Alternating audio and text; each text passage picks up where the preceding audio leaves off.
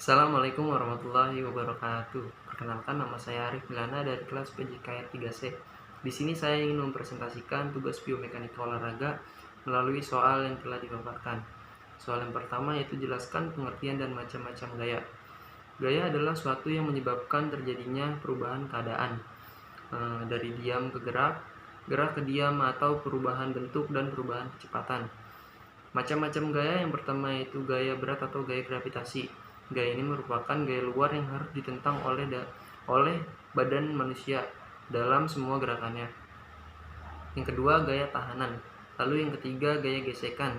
Gaya gesekan ini terjadi apabila dua benda saling kontak pada permukaan yang sama oleh adanya gaya yang bekerja dari benda satu terhadap benda lainnya. Lalu yang keempat, ada gaya kontraksi otot atau tekanan. Gaya ini merupakan gaya dari dalam tubuh yang merupakan gaya paling penting dalam dunia olahraga. Yang kedua, sebutkan dan jelaskan aspek-aspek gaya. Pertama itu aspek-aspek pada gaya. Besarnya gaya yang dapat dihasilkan oleh badan berbeda-beda pada tempat-tempat yang berbeda.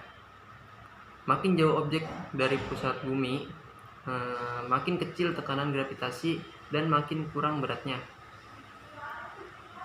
Yang kedua, titik tangkap gaya ialah titik di mana gaya dikenakan pada suatu objek. Untuk gaya gravitasi, titik ini selalu melewati titik berat objek.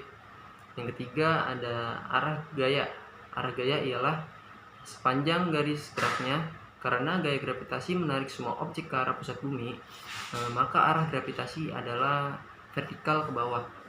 Lalu soal yang ketiga, jelaskan bagaimana cara memadukan.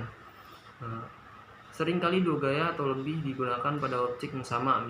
Misalnya sebuah perahu dapat dikenakan dua gaya, yaitu angin dan dayung.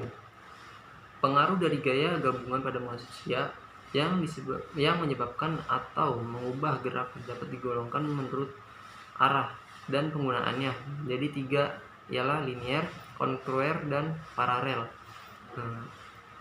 Gaya-gaya linear, gaya-gaya yang bekerja dalam arah yang sama pada garis gerak yang sama disebut gaya linear. Gaya-gaya konkruer, gaya yang bekerja pada suatu titik tetapi pada sudut-sudut yang berbeda. Lalu gaya paralel ini di mana gaya-gaya tidak pada satu garis gerak, melainkan paralel atau sejajar satu sama lain dan bekerja pada titik-titik yang berbeda. Lalu soal yang keempat, jelaskan bagaimana menguraikan gaya. Di atas tadi sudah dijelaskan tentang memadukan dua gaya atau lebih menjadi satu gaya yang merupakan resultan dari gaya-gaya tadi. Sebaliknya, sebuah gaya dapat diuraikan atau dipecah menjadi dua buah komponen. Kedua komponen ini harus sedemikian besar dan sedemikian arahnya hingga membentuk sebuah jajar genjang.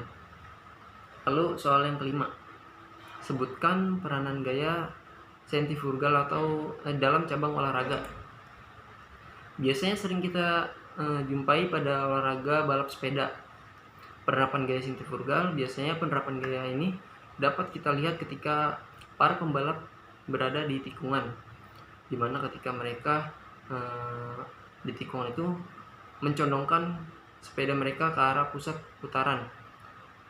Inilah yang merupakan usaha yang dilakukan oleh para atlet untuk mengeliminasi gaya sentrifugal ini. Mungkin hanya itu yang dapat saya sampaikan. Kurang lebihnya saya mohon maaf. Wabillahi taufiq wal hidayah. Wassalamualaikum warahmatullahi wabarakatuh.